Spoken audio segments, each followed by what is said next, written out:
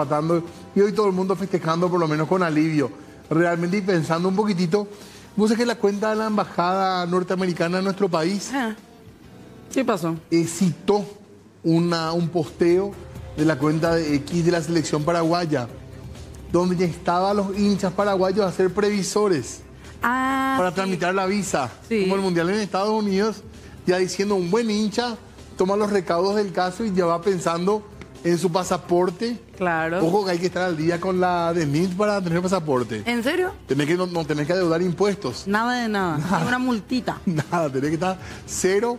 Así que ahí con el doctor Orué, sin deberle nada, ahí tener el pasaporte y después tener que tramitar la visa y ya adelantaban un poco eso nomás para ponerle este marco de optimismo a una jornada que también estuvo marcada por otros temas, también entre ellos, por supuesto, por discusiones parlamentarias. Así es, señor, ya tenemos que hablar de eso porque lastimosamente casi llegan a los golpes senadores al momento de estar tratando uno de los temas. Asimismo, había en la agenda temas importantes y siempre como que estuvo en vilo el tema del quórum en el día de hoy, ¿verdad? Sí, permanentemente estuvo así. Sí, muchos que fueron con la camiseta puesta, pero lejos de hacer patria trabajando, no estuvieron... Y hubo unas perlitas también, como una declaración fuerte que hizo la senadora Celeste Amarilla, como una declaración, un listado de jugadores que dio la senadora Ermelinda Alvarenga.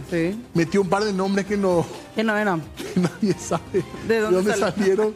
Parecían esas bromas que nos hacen a veces a nosotros, ¿verdad? Cuando nos meten esos nombres, digamos, en tono de broma. Pero sí, la parte más seria sí iba a tratar un proyecto de ley que se llama, o se le llama, Letrina Cero, que pretende modernizar, si vale la palabra, todos los baños de las escuelas. O sea, no más escuelas con letrinas en Paraguay. A mí me llama la atención algo, Diego. El propio oficialismo, es decir, la bancada de Honor Colorado, deja sin quórum la sesión para no tratar este proyecto que era impulsado por un senador también cartista. Así mismo. Pero que no es del ala más dura, ¿verdad? Del cartismo. No es de los de primera hora. Silvio Velar. Y ahí está. El momento en el cual... Silvio Velar le reclama al senador Afara la ausencia de algunos integrantes de su bancada. Pero no se enoja con su movimiento. No, entiendo que no. Y fíjense que Dionisio María se interpone, no sé si hubiesen llegado el contacto físico, pero sí se acercaban bastante. Y sí, por lo menos por el... ¿cómo te digo? Por el lenguaje... Sí, lo que se puede ver ahí, físico, ¿verdad? que tenía, por sobre todo Afara. Todo aparentaba que iban a llegar a algo más. Mira, ahí se acercan, como el famoso el pecheo. Sí, está un reclamo ahí. El reclamo. No era un reclamo fuerte, pero mira cómo avanzó Afara y ahí ese cuerpeo es lo que a mí me llama la atención. Se ¿verdad? interpone. Y ahí ya intercede Dionisio Amarilla para sacarlo de la sala a Juan Afara. Y el resto de los colegas de Silvio Velar también hace lo propio, intentando calmar los ánimos. Y ahí lo vemos señalando a Beto Velar hacia donde estaba Afara. Ofuscado él porque no se trató, reiteramos, un proyecto que se llama popularmente o que se conoce popularmente como Letrina Cero, pero que lo que busca es que todas las escuelas del país tengan baños modernos. Así mismo. Sí. ¿Y es proyecto de Silvio Velar? Es proyecto de Silvio Velar, sí.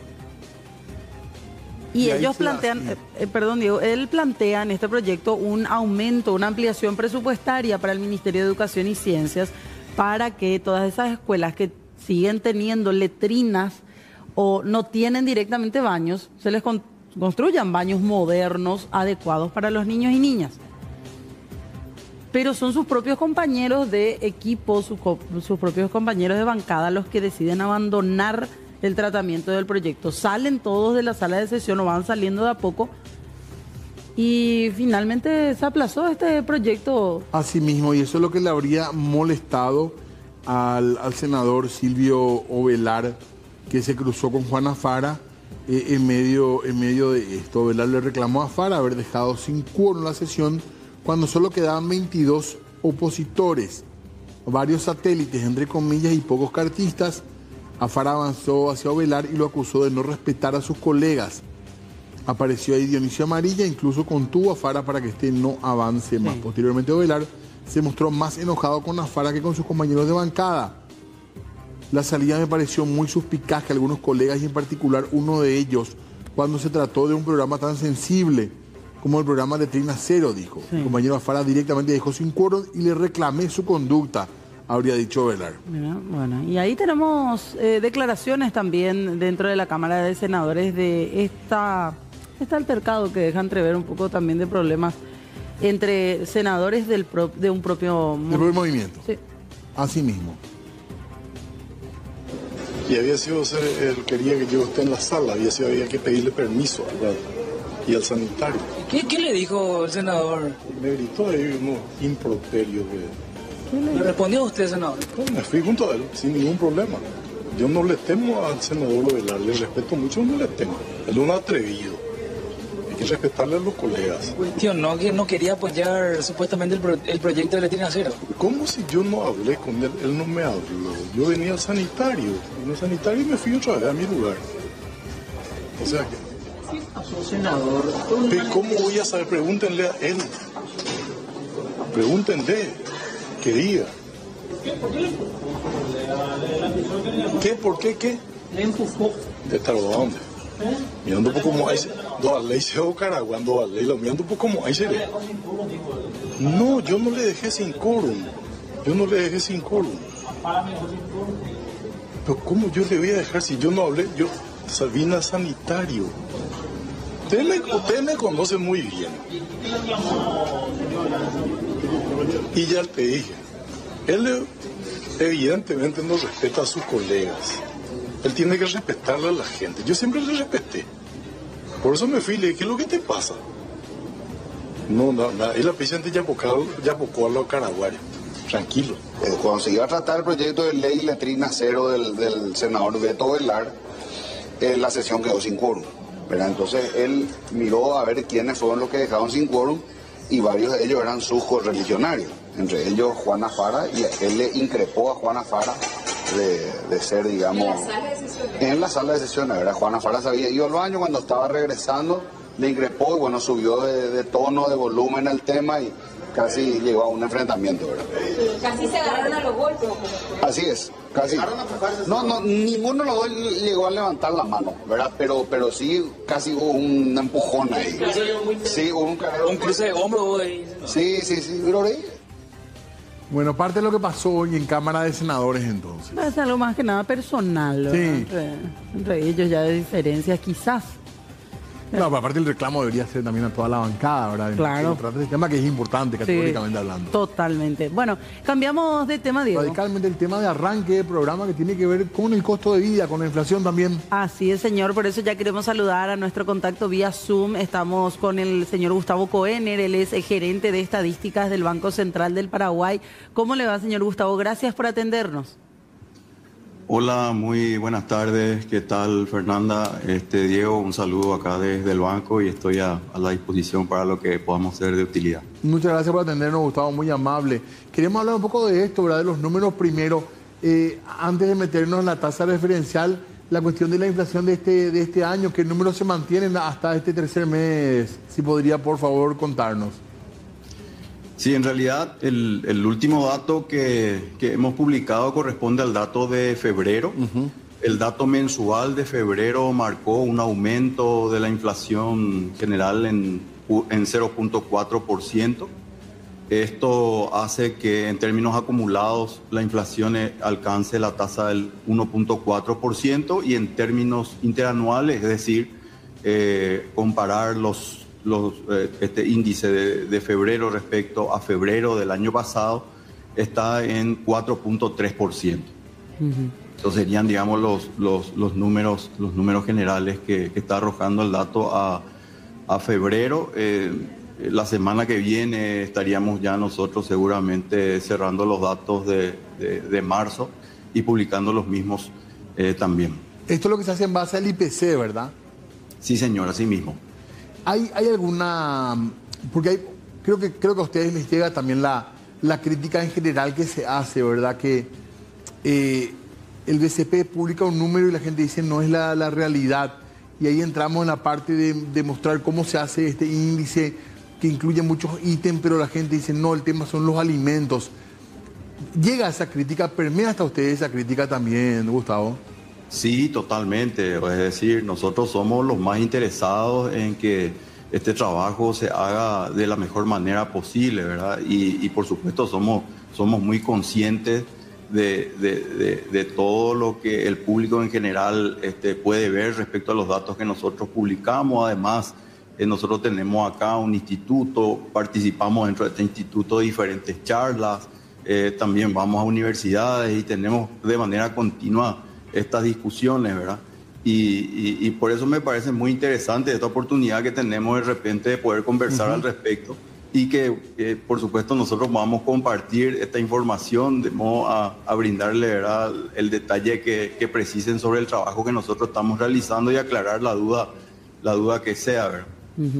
Este porcentaje de 1.4% de inflación de febrero es un número alto, señor Gustavo, ¿no? Podemos indicar que sí, o sea, si nosotros tenemos en cuenta que el año pasado la inflación cerró en 3.8%, un 1.4% es un número relativamente importante, solamente que este no es el número final del año ni tampoco hay que considerar que porque en 2 meses del año tenemos un aumento del 1.4%, se va a reproducir de manera secuencial e igual y multiplicar por los 12 meses del año terminaríamos en 12. Eso sería un error, ¿verdad? Porque cada mes tiene una particularidad. Entonces, ese es un tema que hay que tener siempre en cuenta. Y al respecto, ¿verdad? Si nosotros nos fijamos en los datos del año pasado, por ejemplo, allá por julio del año pasado, el 2024, la inflación interanual estaba en 4.4%, ¿verdad? Sin embargo, cierra el año, ¿verdad?, a partir de una desaceleración de algunos productos importantes dentro de la canasta, el caso de los alimentos justamente, entonces va cerrando el año en 3.8%. ¿Cuál fue el número más alto, que tuvimos en los últimos años, al menos, de inflación? Nosotros alcanzamos en la época post-pandemia una inflación interanual allá por abril del 2021 en torno al 12%. O sea, tuvimos tasas bastante importantes de crecimiento, ¿verdad? Finalmente se cerró en 8%, al año siguiente en un 6% y en Paraguay como en el resto del mundo se fue desacelerando, ¿verdad? Porque fue un choque importante que tuvimos en ese periodo. ¿Cuáles son los ítems que se tienen en cuenta cuando hablamos de inflación según el BCP? Y en estos últimos meses, o los primeros meses del año, mejor dicho, señor Gustavo, ¿cuáles fueron algunos que estuvieron fluctuando más o sufriendo variaciones de precios? Es muy importante esa pregunta porque justamente ahí es en donde se genera generalmente esa confusión, ¿verdad? Porque cuando hablamos de IPC, estamos hablando de un crecimiento sostenido, ¿verdad? Y generalizado, cuando hablamos de inflación, hablamos de crecimiento sostenido y generalizado del nivel de precios, ¿verdad? Y el indicador que mide la inflación es justamente el IPC. El IPC es una canasta de 465 productos que fueron elaborados, ¿verdad?, conforme a la encuesta de presupuestos familiares que se desarrolló durante un año en el 2015 y en el 2016.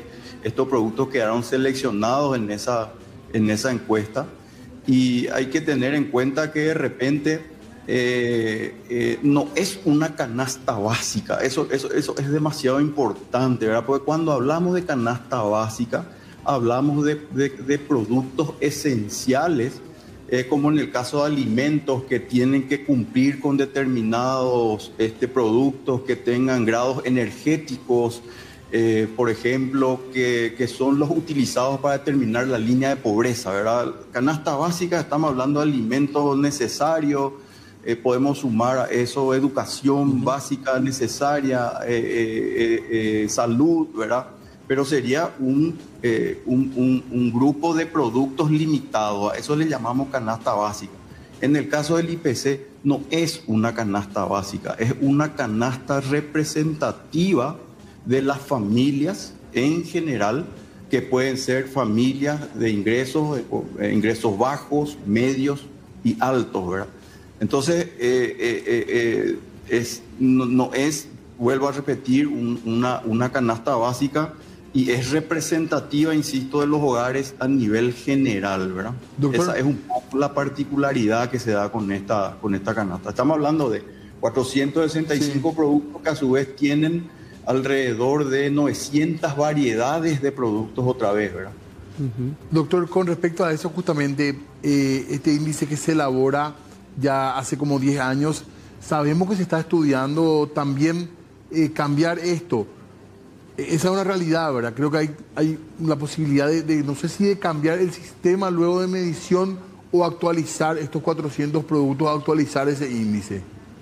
Sí, justamente este año se inició este proceso. El cambio de año base se viene haciendo de manera sistemática cada 10 años. Esta canasta que está vigente hoy fue confeccionada en el 2017, o sea, tiene su base 2017, y vamos a tener la nueva base en el 2027. Este trabajo dura aproximadamente 2 años, es decir, la encuesta de presupuestos familiares dura 1 año entero, ¿verdad? Porque tiene que medir realmente todos los productos, o sea, los gastos de las familias, y insisto, que son de estratos bajos, medios y altos. Está previsto que la encuesta se desarrolle en áreas metropolitanas, ¿verdad? Estamos hablando también de Asunción y Gran Asunción. La encuesta pasada abarcó una muestra representativa de 2.040 familias, y en esta oportunidad se prevé que va a aumentar un 50%, es decir, alrededor de 3.060 familias son las que hoy están siendo consideradas o van a ser consideradas para este trabajo. Estábamos viendo en estos días algunos titulares de noticias que decían el Banco Central mantiene su tasa de interés referencial en un 6%.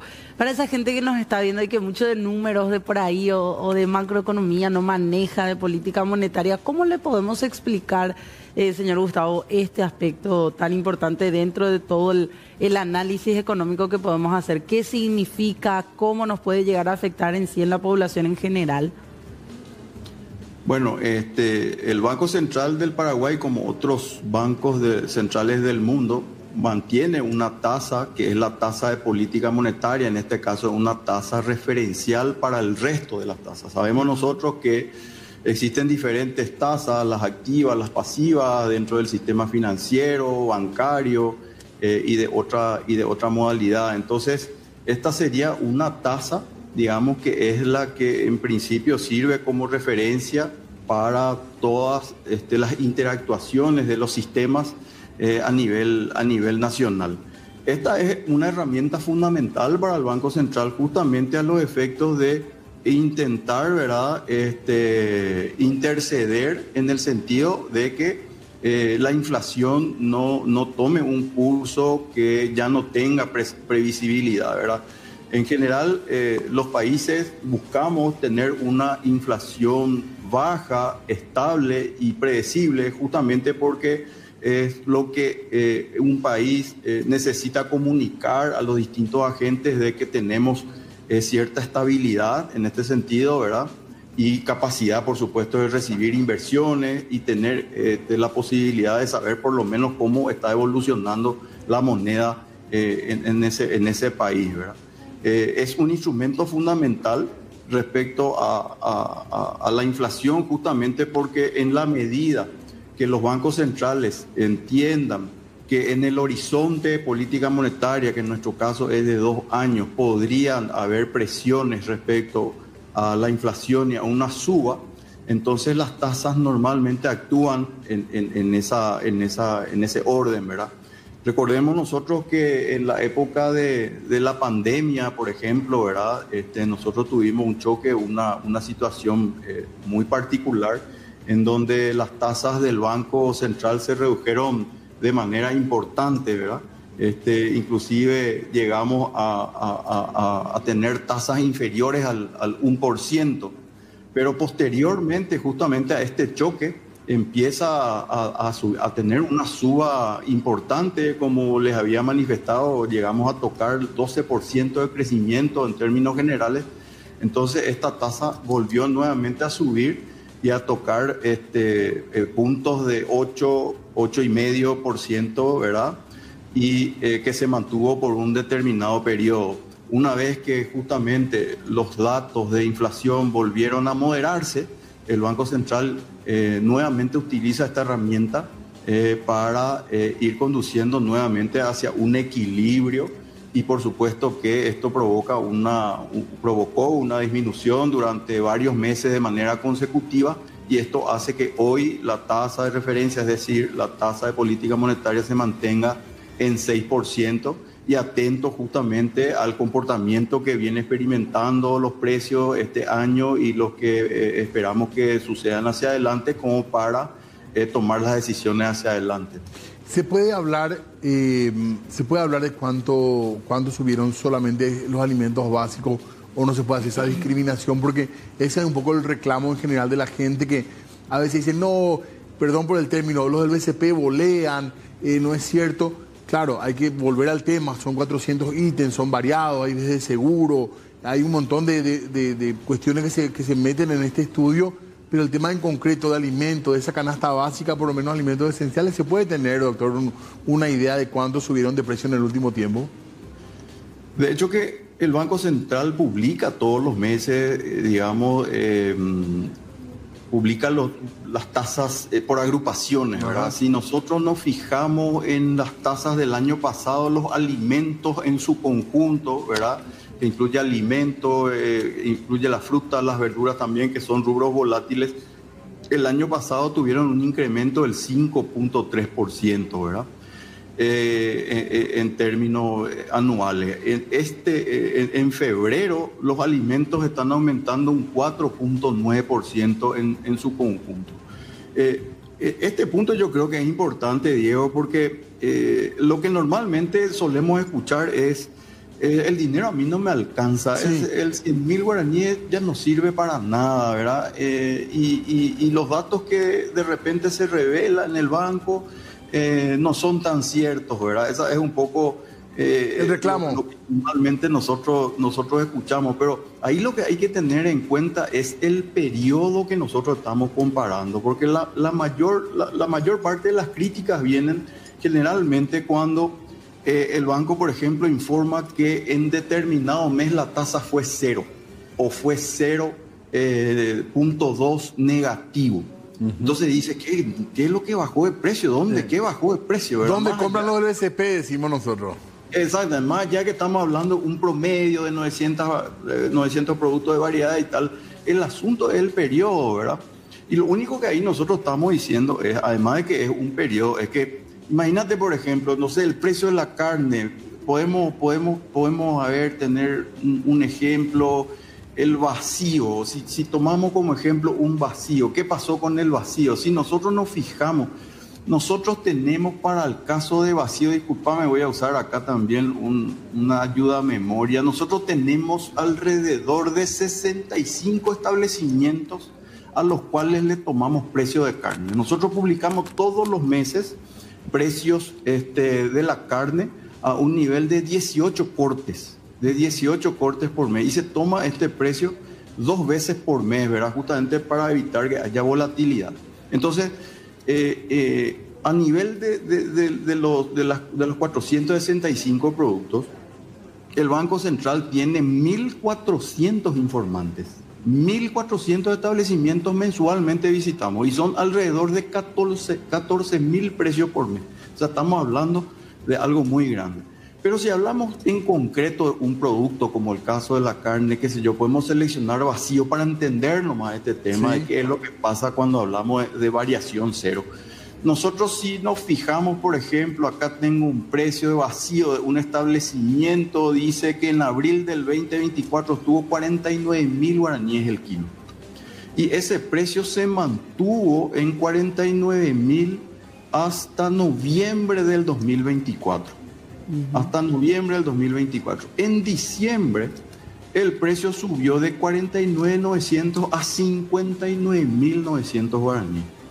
En enero del 2025, ese 59.900 se convirtió en 69.900, es decir, un aumento ahí del 26%. Estamos hablando de un solo establecimiento. Sí. Al mes siguiente, ese precio se mantuvo en 69.900. Entonces, ¿qué es lo que pasó ahí? ¿Cuánto varió el precio de la carne en febrero respecto a enero? 0%. Pero eso no significa de que el precio haya bajado. Incluso ese 69.900 puede ser 69.100. Entonces bajó un 0,1%, un 0,2% bajó.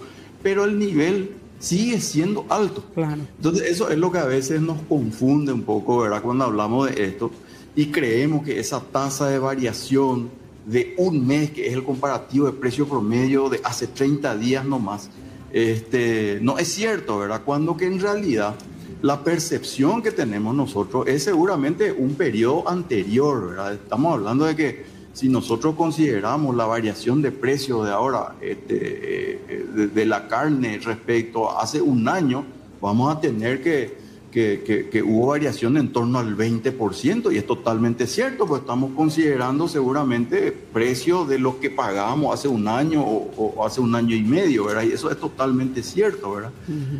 Sin embargo, insisto, cuando hablamos de tasas mensuales, estamos comparando con precios de hace apenas 30 días, y no significa que ese 0% no hayan subido los precios, se mantienen altos como podemos ver, ¿verdad? Se mantuvo en 69.000 guaraníes el kilo, que claro, es altísimo. Ya. Bueno, doctor, muy interesante todo y queremos agradecerle su tiempo. Por favor, a las órdenes, gracias a ustedes por esta oportunidad y cuando quieran. Muchas gracias. Muchas gracias. Ahí está el señor Gustavo Koener, entonces, del Banco Central del Paraguay. Interesante, vamos a seguir hablando de... Claro que sí, totalmente. Para traerlo también aquí a Pico. ¿Sabes lo que yo extraño? La lista que sacaba Defensa del Consumidor. ¿Verdad que sí? Todas las semanas sacaban una listita los precios de los comestibles. Y ahí podíamos tener ambos datos, ¿verdad? Incluso, ¿sabes qué te ponían ellos? ¿Cuál supermercado era más barato? Sí, realmente. Hasta ese y no se hace más ese trabajo. No se hace más ese trabajo, no sé por qué. Habría que preguntar. Con esta nueva administración de SEDECO. Sí, así mismo. Cambió y creo que el anterior... Estigarribia, sí. Hasta él creo que se hizo, después ya no se hizo nunca más. Bueno, cambiamos de tema. Fíjate, Diego, es marcha de movimientos y partidos políticos de la oposición. Está ahí recorriendo nuestro compañero Raúl Bogarín. Establecemos ya contacto con él. Raúl, contigo. ¿Qué tal, Fernanda? ¿Cómo te va? Buenas noches, saludos a todos los televidentes de C9N. Sí, en una convocatoria interesante están llegando aquí en la Plaza de la Democracia para poder reclamar muchas voces. Ya estuvimos escuchando y todos coinciden el hartazgo, el cansancio en contra de este gobierno. Vamos a acercarnos un poco a escuchar a algunas personas que se están acercando. Vemos con la bandera paraguaya. Señor, ¿cómo le va? Buenas noches. Buenas noches, ¿todo bien? Bueno, el motivo de su presencia esta noche. Al motivo de la presencia de esta noche, hoy en marzo paraguayo, y el pueblo paraguayo manifesta a contra de eso, todo lo que está pasando en nuestro país. Que los niños se están muriendo por falta de medicamentos, por falta de terapia, falta de doctores, y también al contra de los narcopolíticos, que está llevando a la ruina de nuestro país. Por eso tu presencia. Por eso nuestra presencia. Reclamamos la libertad del Paraguay. ¿De dónde está viniendo? De Ciudad del Este. Gracias. Ahí está, de Ciudad del Este está viniendo también para de esta manera movilizarse esta noche aquí en la Plaza de la Democracia. Vamos a hablar con más personas que se encuentran aquí movilizándose. Vamos a hablar. Señora, ¿qué tal? ¿Cómo le va? Buenas noches. ¿Qué tal? ¿Cómo estás? Todo bien. Bueno, el motivo de su presencia esta noche. Y contra el gobierno, contra todo lo que está haciendo, los robos, la corrupción, y la gente no sale a protestar. Por eso ellos hacen lo que quieren, porque unos cuantos lo pusieron en el poder y todo el pueblo tiene que estar aguantando. No hay salud, no hay educación. La educación y la salud tienen que ser prioridad para un gobierno. Usted, al parecer, está saliendo recién del trabajo incluso, ¿no? Sí, salimos del trabajo, volamos, de Itagua estamos viniendo.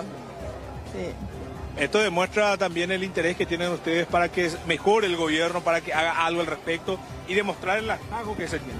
Lo que queremos es mostrarle al gobierno que estamos justamente hartos de que se burle de nosotros, del pueblo que trabaja, que aporta y que ellos malversan los fondos, porque el Paraguay es un país rico, pero mal administrado.